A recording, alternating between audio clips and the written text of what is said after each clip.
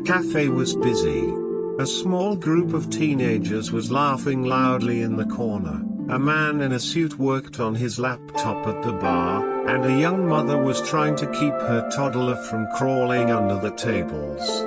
It was a normal day, but for poor Ike, it might as well have been the end of days. His abdomen was cramping so hard he felt like he might actually throw up. It wasn't the first time he'd had period cramps, but it was the worst. Usually, they were just an annoyance, like a mild headache. This was agony. He could literally feel the spasms in his uterus, tearing him apart from the inside out. His face was pale, his forehead beaded with sweat, and his hands were shaking slightly as he tried to hold his mug of tea steady.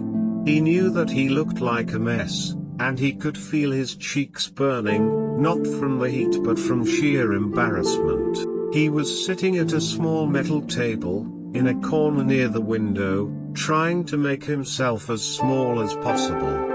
He was wearing a black long-sleeved shirt, a pair of ripped dark-washed jeans, and his signature fishnet gloves. His glasses were slipping down his nose, and he impatiently pushed them back up.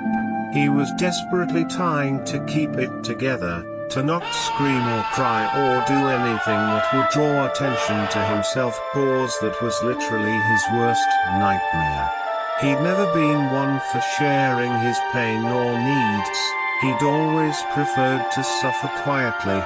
He'd never been one to put his pain on display. He took a small sip of the hot tea and closed his eyes, trying to breathe through the pain. It really wasn't helping. He took another sip, and then another, and then another until it was gone, and yet, the pain was still there. It wasn't even really a pain, more like a violent wrenching. He bit the inside of his cheek, trying to distract himself. He just wanted to go home, curl up in bed, and cry maybe. But he couldn't. He'd come out to get a change of scenery and work on his latest novel, and it was important to keep to his schedule. He had an editor to please and a deadline to meet, and he wasn't about to let some stupid cramps get in his way of that. Ike looked around the cafe again, trying to find some interesting people to stare at. It was a bad habit of his, but it was a good way to fill the time, and sometimes it even gave him inspiration for his writing. He spotted the man at the bar, typing away on his laptop. Ike wondered what he was working on. Maybe a new tech proposal? Movie script? A porn site? Ike giggled at his own stupid thoughts. There was nothing wrong with some porn, as long as it's tasteful. He looked away, cheeks flushing.